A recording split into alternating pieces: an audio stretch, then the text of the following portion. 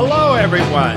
It's time to eat, drink, and be merry with your hosts, Lisa and Nancy.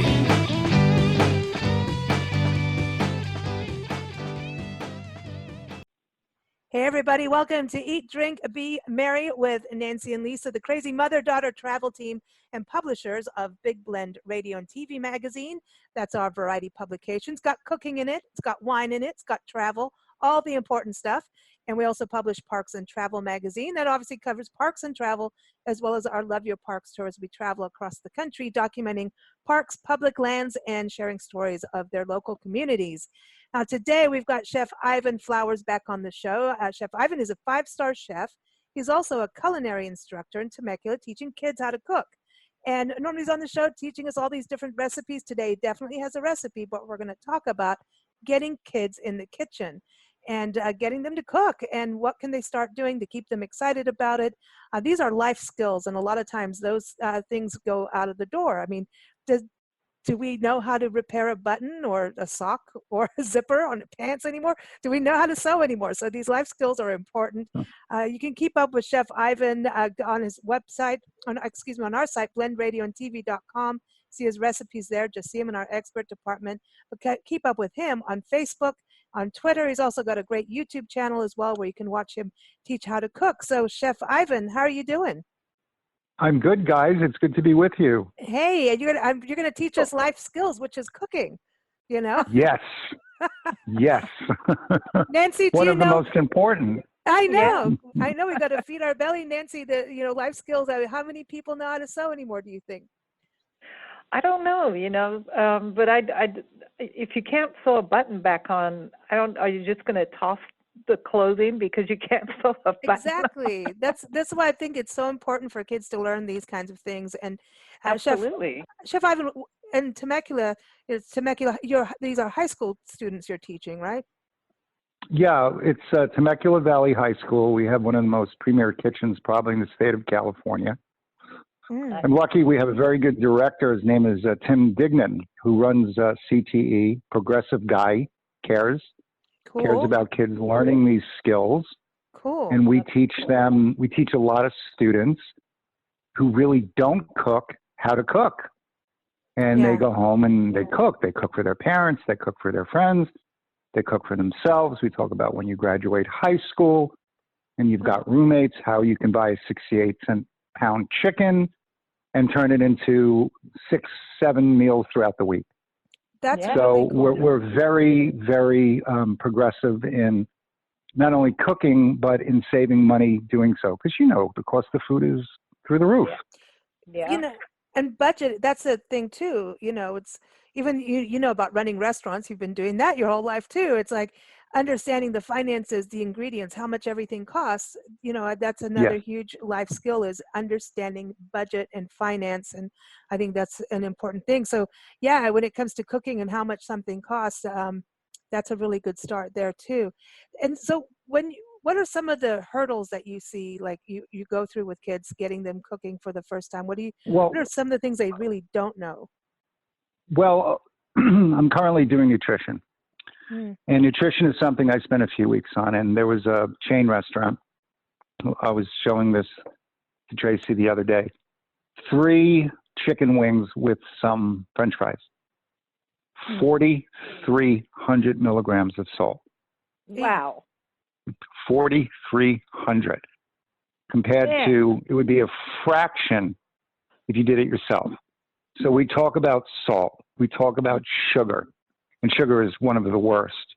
They'll come in with rock stars, 75 grams of sugar. And it's like, it's not only what you're cooking, what you're eating, what you're drinking, and how it accumulates, So we go through everything. And I'm like, you have to cook, which means you have to shop, You got to go to the grocery store. You got to pick out your food. You can do it on a Monday and you can have it for the week. You can make your own lunches. We get in, we're using a lot of fresh vegetables, a lot of fresh produce. We do fish, we do lean proteins, we do grains. And we talk about, as Tracy always says, Tracy, she's my mentor. The biggest medicine that you can ever put in your body is what you put on the end of your fork. That's it. That's how it works. And that's what we teach. Do you think from them learning to cook and these skills and then tasting the food that they cooked and you helped them learn about, that they will eat healthier because they're part of that process? Yes, I do. And we see that working. Mm-hmm. You know, we see apples and grapes and certain things coming in where before it was Reese's peanut butter cups and salted pretzels. You know, so they're starting to realize you can eat and you could eat healthy. You can lose weight, you can maintain your weight, but don't give too much up to processed foods where it's done for you. Yeah. Drink water. Don't drink the sodas, you know. Or the Don't diet drink soda. the juices. Or I mean, you have to take a look. Reading labels, really reading labels. You know, I showed them a cereal. I think it was some kind of chocolate cereal, Cocoa Puffs, and it was based on, I think, a quarter cup. Nobody eats a quarter cup of cereal. They eat a bowl. So that's 10 times the amount. Wow. So it's like, guys, wake up, because they're tricking you. So you have to read. You got to be part of the solution here. Gosh. But you think about Yes, I know. Cocoa Puffs and all of that, like the Lucky Charms. Like even thinking Right? of them, my teeth start to bend. We had Right. we had dinner with a friend the other night, and there was cake for dessert, and I didn't really feel like it. You know, I was like, I had wine, and the wine to me, that's my sugar. And but then I took a bite of the chocolate cake, and literally that's how I felt. Like I'm so not used to. Really sweet. My teeth really felt like they were gonna bend from the sugar, and I can't explain that feeling, but it happens to me whenever I don't know what it's. You go through a shock, and good cake is good. I mean, it's good to have, but I think these days that they are overdoing things. Everything's oversized, you know, upgrade. I mean, that's the whole thing. Like fast food is always, you know, get them to do an add-on and, you know, supersize it. And, you know, that's the way it works. And you do that in restaurants too. It's like, come on, have some dessert, have an appetizer, you know, and then you'll get the meal and it's huge. And at some point, I don't know where Ivan, where did this start where it was like a marketing thing, right? For restaurants is, hey, the bigger, the better, the more value people think they're getting in their food. That's exactly it. It's perceived value, and it's salt, sugar, and fat, and that's addicting.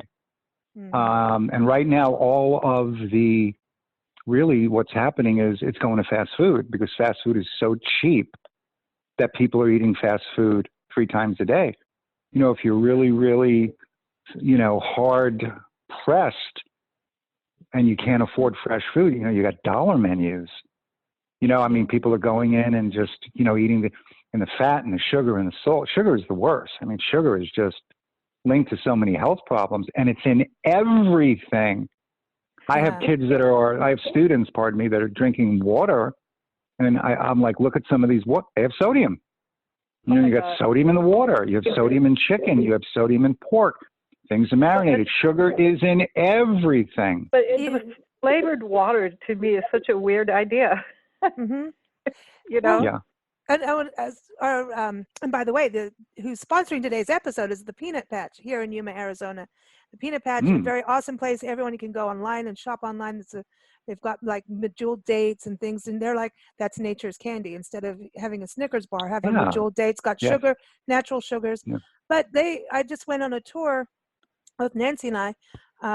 They do these agricultural tours and teach about how peanuts are grown, and then it's actually a legume, and they're good for you. And then they make peanut butter there, and they don't add sugar. And if you go in a grocery store... And you don't need it. You don't even need it. In grocery stores now, they're putting jelly in there. They're putting sugar and all this stuff. And so she said some people do... She says it's about the right peanut that you do the peanut butter with. And they do it fresh, and then there's the right type to have the oil in it.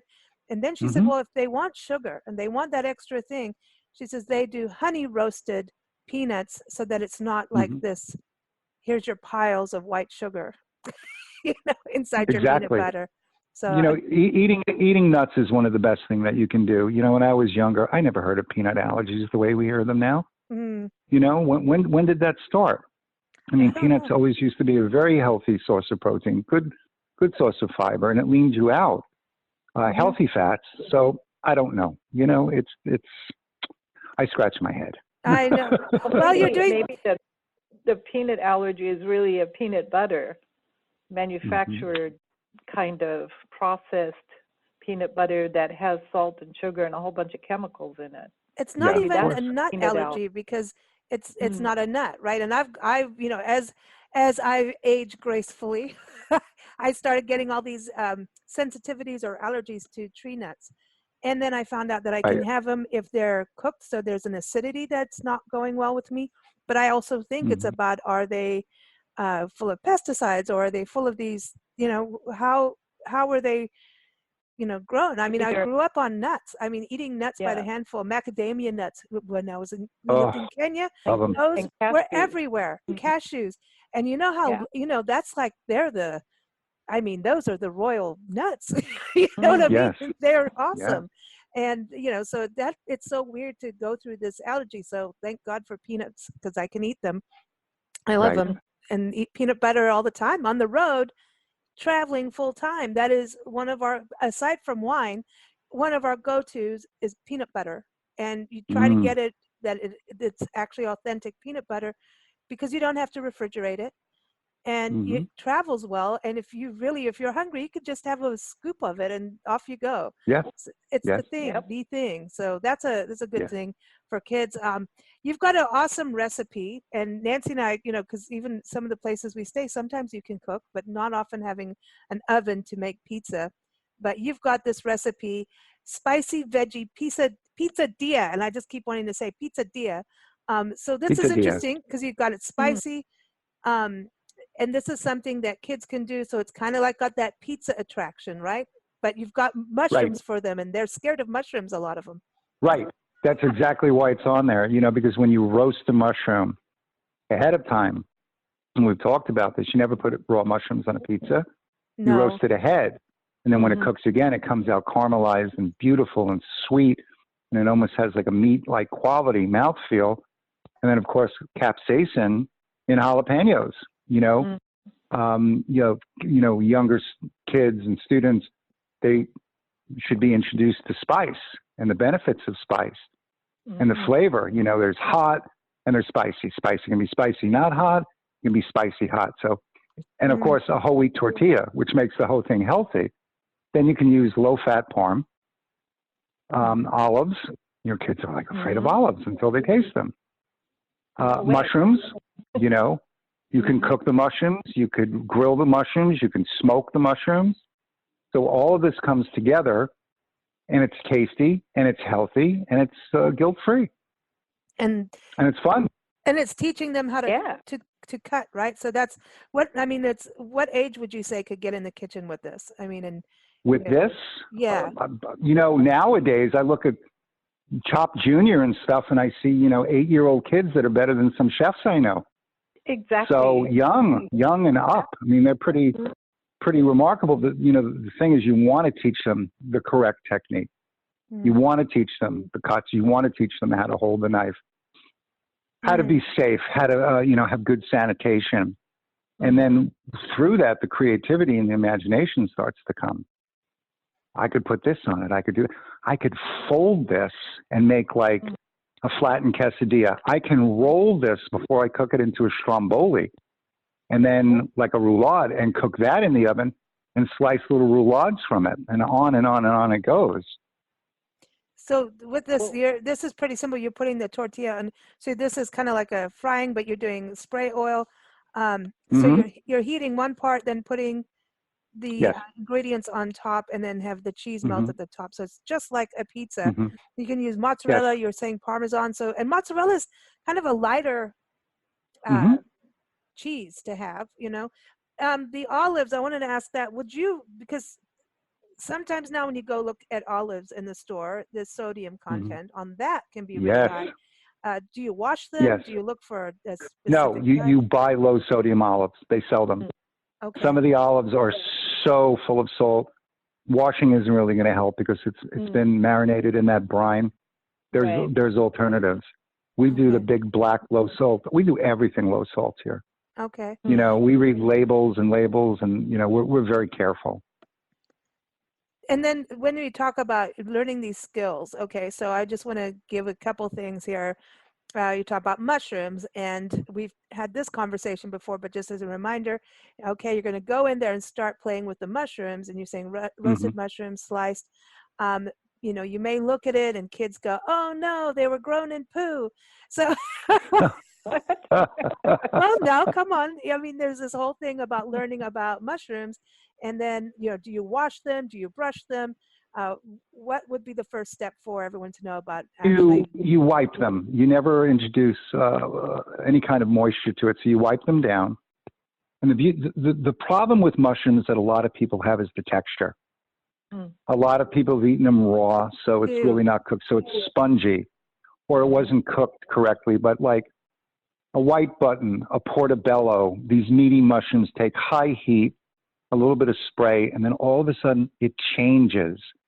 And it becomes caramelized and golden brown, and it takes on like you're eating like a piece of steak. If you flavor them with a little bit of sage and fennel, you think you're eating little pieces of sausage. And then all of a sudden they go, this is delicious. Because a lot of trauma with food early in life is it wasn't cooked correctly. And then they go, that's it. I have converted thousands of people to mushrooms in my career. Thousands. And go, I never knew a mushroom could taste like this. Matter of fact, we just did a stuffed mushroom class last week. And it was, it was great. It was great. They loved it. Because you cook the mushrooms before you stuff them. Yeah. Okay. I didn't know that either. Okay. So cook the Sure. mushrooms. Oh, that's major. Yeah. Cook them first. Now, when it comes to cutting, okay, so any tips on not chopping your fingers off in the kitchen and getting because I know I'm really bad. Like I'll take if it's a tomato and I'll just hold it in the palm and I'll start trying to, you know what I mean? You know what I'm talking about. Even I've seen the way I chop things, and it's dangerous. It is. There is a way to bend your fingers in where the knife stays on your knuckle. So no matter what you do, you can't cut yourself.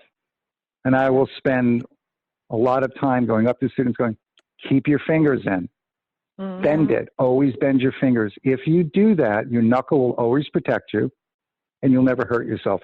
I'll see professional chefs on TV. Tracy and I'll be sitting there going, they're not bending their fingers. What the hell is wrong with them? You got to bend your fingers. Yeah. And it becomes innate. After you do it for a while, you have to do it that way. That's what you do. Oh my gosh. I can imagine watching cooking TV shows, especially reality shows with you and Tracy. Oh my God. I can imagine. You don't want to know. God. This is a whole other show. Matter of fact, we want to pitch a show where we watch cooking shows and we comment on it because sometimes some of the information that they give is wrong.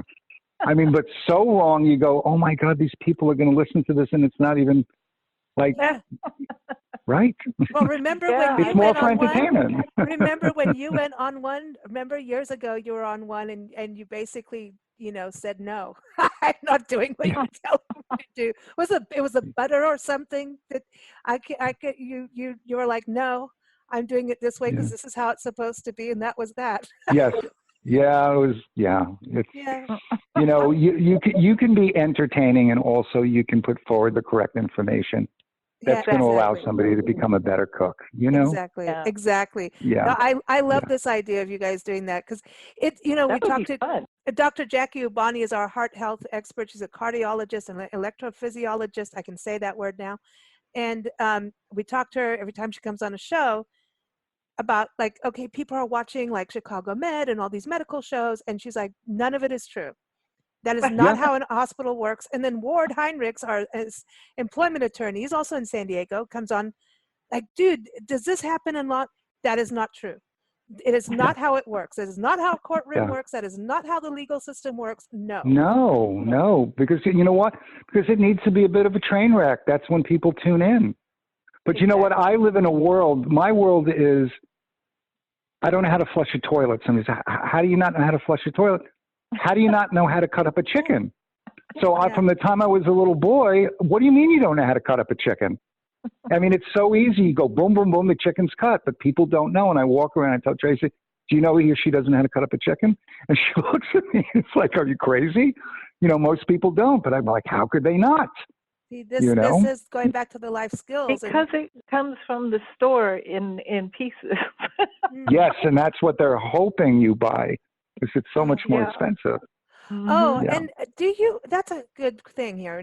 And number one, you could put chicken on this if it was cooked first, right? You could put chicken on. Oh, yes. This Oh, would yeah. go. I love it with the peppers and everything, and it's colorful. It looks like Christmas, But if you Yeah. take the chicken, and you're going to go, okay, and especially for a family. I mean, I know Nancy, back at single mommy days, you'd go, she would do it on a weekend because she's home, would cook a whole roast chicken, and that would be what That's it. that we would live on that for a week. Or she'd do like a huge crock pot Right. stew, or that kind of thing. Right. We used to do Right. chicken in a crock pot. She would do the whole chicken, and Mhm. everybody got something from that chicken, and nothing Sure. went to waste. But Absolutely. buy a whole one, do like the roast or the big crock pot. But Mhm. if you want to cut it up and do thighs and all that, you can. But what about if people are buying, like, here, I'm just getting the chicken breast, it's already pre-cut. Now once they start butchering it and then putting it in those little cellophane packagey things, which is now not good for the land, right? So let's look at Right. waste. Right. Is that where now we can get into steps of contamination? And do we lose flavor, or do we lose anything when something has been cut and prepackaged when it comes to meat? I know in vegetables they always get that little, just do your own vegetables, but what about meat? Anytime you're fabricating something, that increases the chances. For example, a lot of people will get sick from beef because of ground beef. What ground beef is they're putting a lot of parts from different muscles of the animal all together. So it raises the percentage that you can get sick. If you're fabricating something, it's passing through hands. It's passing through, different whatever on the line. Yeah, it can. But that's where they make their money. You'll see now chicken tenders that are in a bag already cooked and seasoned, or there's a company for kids going, there's a quarter of vegetables in the chicken nuggets to get your kids eating vegetables. So the more things are processed, the more chance there can be a problem. Plus, there's a lot of U.S. And FDA inspectors that have been cut down in a lot of these factories, and the recalls have been massive over the last 2 years. Yeah, they're Every really, time you see there's a recall, there's a recall, there's a recall. So that can be very dangerous. Yeah, that's the thing. The recall notices, you see them for vegetables, you see them, like I look at mushrooms in the store. The other day we got mushrooms. They have, here's your little carton. There's organic ones, and there's buttons, and there's, what are those little brown ones, the brown buttony ones? They're all good. Creminis. Look fine. Yeah. They're good. Then here's the open mushrooms, and I was like, you know what? They're cheaper. There's no cellophane or anything, and they turn out to be quite healthy. But I'm like, then you see these chopped mushrooms, and for some reason, I'm sure they were, as I recall looking at them, they look like they're dying and dead. These chopped up, they're browning. I would never want to buy pre-chopped mushrooms, and they look, I think they're cheaper when they're chopped, which makes no sense to me. But apparently, they want us to get pre-cut vegetables. But the mushrooms look like they're, ew. Right. I'm grossed myself out for a second. Yeah. No, we don't want that. So, so we've got to do our own butchering, or you go to the butcher and ask him at the actual butcher and get it. Yeah, well, you buy the chicken, you wash it. You make sure you wash it. You wash your produce, you wash your vegetables. You're washing it, you're taking care, you're making sure it's refrigerated, you're checking dates, you're making sure it's fresh. You're looking at proteins, and if they're fresh. You can tell when something's not, but you're there. You're part of the process. You're not sitting at home going, I'm dialing this number. We're going to order food. It's going to come in the black box or the brown box. And by the way, we give you $150 off on your first order. Well, what does this cost? Are you kidding me? You can go to the grocery store. I mean, we go to, and we get, chicken at 68 cents a pound. We load up. There is a Latin market by us where we literally get the freshest produce coming right off the farms. Yep. And I kid you not, literally 80% less than the Yes. supermarkets, and this produce lasts for weeks. And Weeks it doesn't go bad. avocados. If you want avocados, go to the Mexican market. That's Yeah. it. Period. Right. Or to the Right. farm themselves. The Mexican Right. markets are awesome. They Right. just, here's all your peppers, and they've got all these. There's different ingredients, and I still want to know how to do it. It's those big chimoyas, Chamoyas, yeah. I want to know, like, what I've bought those, and I've done weird things to them, like I did when I Right. tried to first cook an artichoke, and my artichoke story when I ate the wrong parts and fried them and did all that. So, like, certain things are odd. That is one of them that I do not know what to do with, and everything I did was pretty darn disgusting. But I still buy that thing in the market, going, one day, I'll do that. Yeah. So Yeah. It's fun to experiment, It is. Yeah. It's fun, and look at texture and taste and what cooking method do I apply to this. And, we bring things in with the students. A good buddy of mine, he has a produce company. I think he's coming in February. He's going to be bringing vegetables they've never seen. They've never tasted. They don't even know what they are. And then we're going to teach them how to cook them, and what to do with them, how to store them.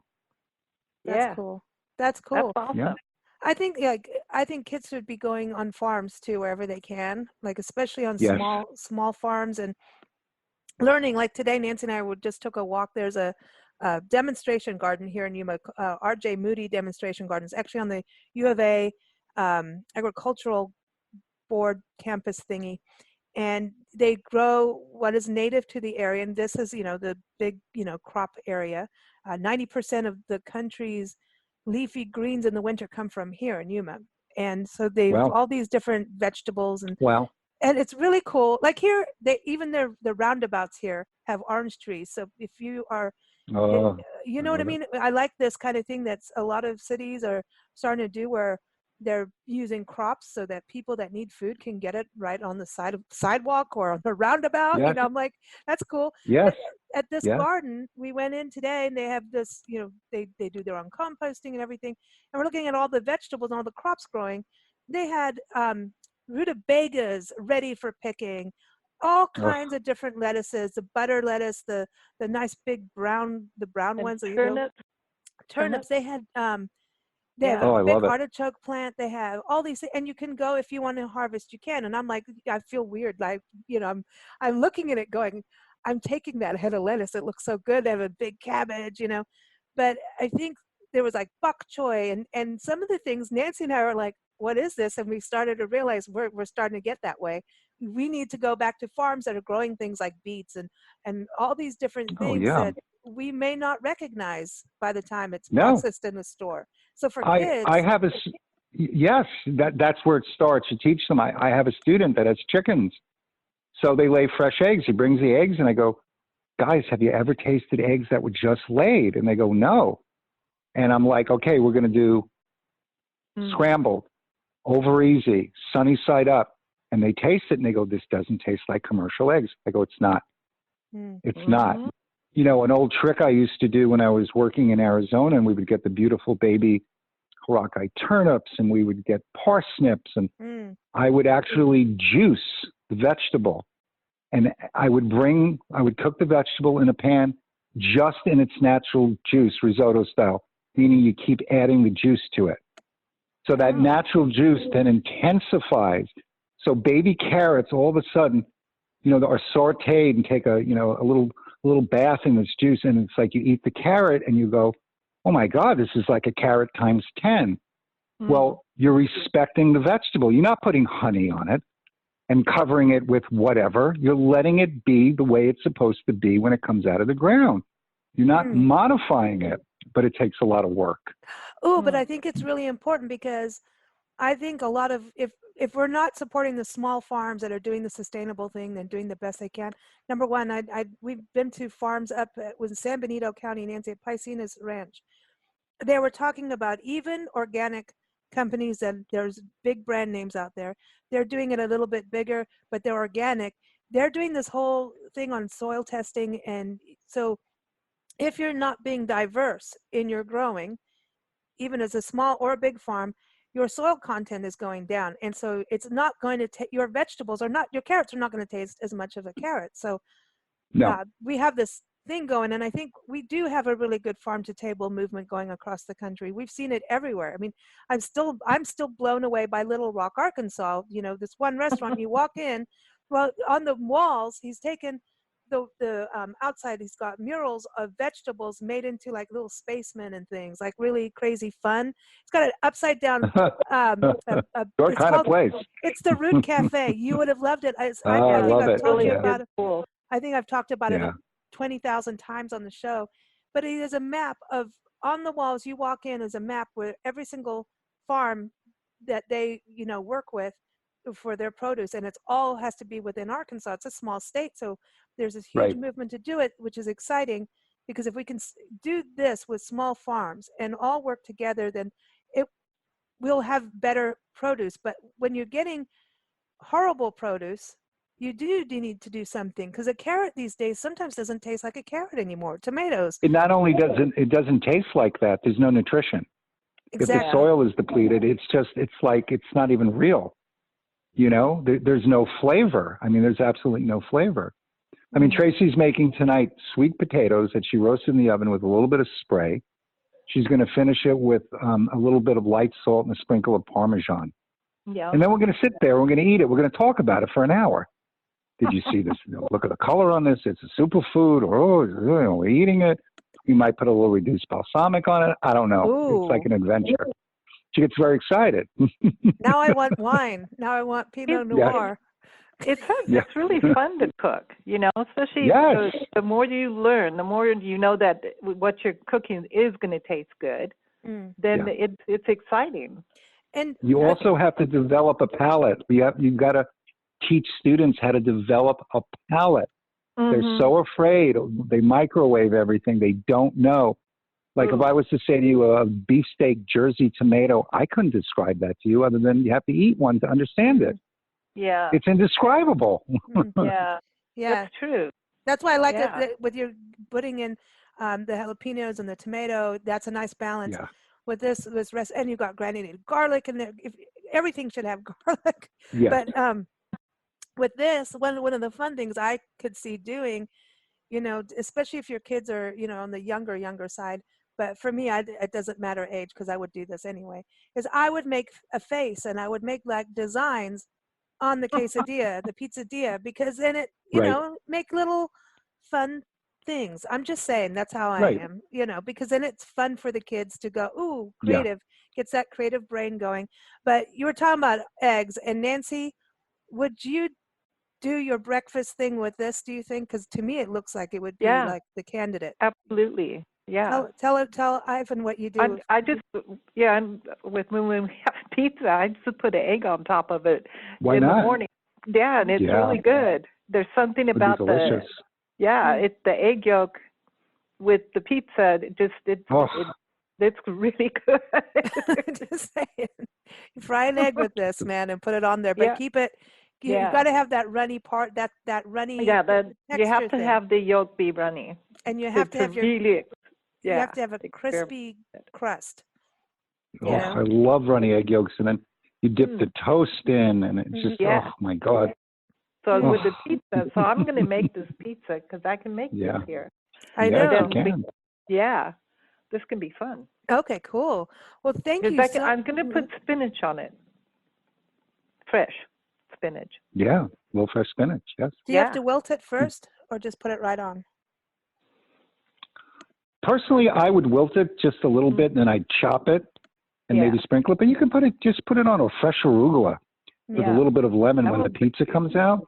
A little Mhm. balsamic, a little lemon, maybe a touch of Parmesan, fresh arugula. Mix it in a bowl, put it right on top. See The now. salad quesadilla. See, here we go. Yeah. You can change the ingredients on this with whatever you Yeah. want.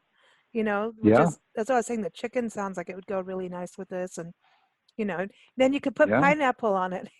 Like you would a Yes, pizza. this is the way to eat. And you know what? You know, a lot of my students, they don't eat very well, so they're not very regular. And I tell them, listen, this is going to give you great poops.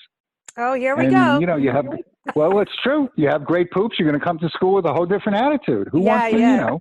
Yeah, Come on, yeah. come on. You're going to have a little bit of a swing in your step. Everybody has Oh. to have a swing Yeah. in their step, But thank you, Yeah. Chef Ivan. Always a pleasure having you on the show. Everyone, the recipe is up right now. You can go to blendradioandtv.com. And also, make sure you get that swing in your step, everybody. Eat the whole wheat tortilla. You want it to be Yes. whole wheat. That Yeah. helps. Makes That such a helps. difference. All the difference in the world. All the difference in the world. It's like It does. white rice and brown rice. It's different. Yeah, There's so much more taste. exactly. Yeah. Exactly. Good. Also, the recipe is in the February-March issue of Big Blend Radio and TV magazine, again on blendradioandtv.com. Also, keep up with Chef Ivan on Facebook, on Twitter. Just go to Chef Ivan Flowers. You'll find him there. And also check him out on YouTube. He's got a great cooking series there where he's cooking with his pickle. Nice. Yes. I'm just saying. Yes. You got Yeah. to find out about pickle. Go to YouTube and type in Chef Ivan Yeah. Flowers and pickle. And have a good Pickle time eats watching. a lot of vegetables. I know. Loves vegetables. Loves it. Yeah. And we got to give a shout out. Thank you to the Peanut Patch. Everyone keep up with them at thepeanutpatch.com. And of course, bigblendradio.com for our shows that air Monday, Wednesday, Friday, Sunday. And now we're going to play a really fun song. And this is called Ketchup Spaghetti, because it just, this kind of reminds me of boarding school where our tomato base of pizza was ketchup. And anyway, you That's trained not a good yourself to thing. like it because you needed to eat. So anyway, this is Ketchup Spaghetti. It's from the album After Hours by James Byfield, and you can go to his website, blindlemon-pledge.com. Here it is, Ketchup Spaghetti.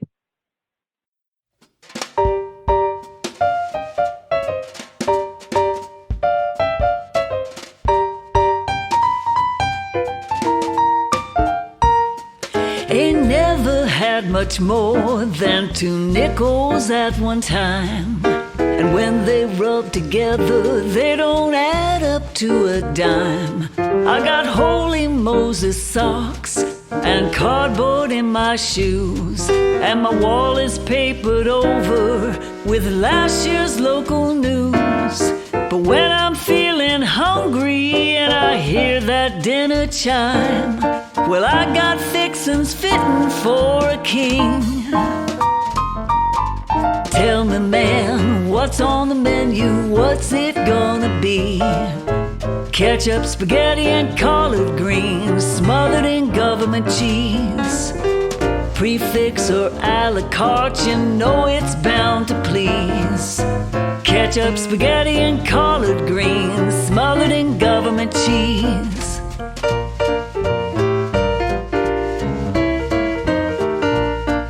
Some love Chateaubriand, but it's minute steaks for me. And wash it down with Pruno Vintage 1983. Top ramen tops my table and spams my carte du jour. Sloppy Joe's, hot dogs and beans, and tuna melt for sure. A little dumpster diving, I got no reservations. You'd be surprised what some folks throw away. Tell me, man, what's on the menu? What's it gonna be? Ketchup, spaghetti, and collard greens smothered in government cheese. Prefix or a la carte, you know it's bound to please. Ketchup, spaghetti, and collard greens smothered in government cheese. Some folks crying they're too poor, but I'm not that feller. Even if I got no beef, there's still hamburger helper. Pig feet, grits, and sandwich spread, fried bread, and black-eyed peas. Ketchup, spaghetti, and collard greens smothered in government cheese.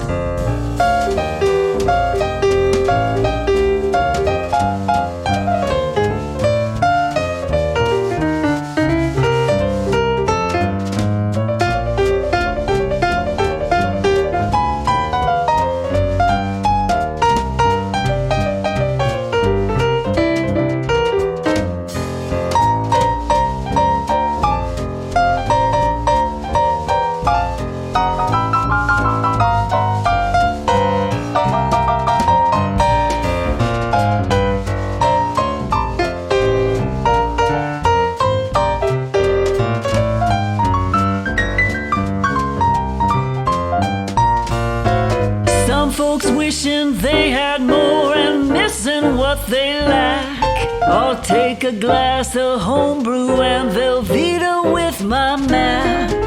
Tell me, man, what's on the menu? Shout bon appetit. Ketchup, spaghetti, and collard greens smothered in government cheese. Ketchup, spaghetti, and collard greens smothered in government cheese.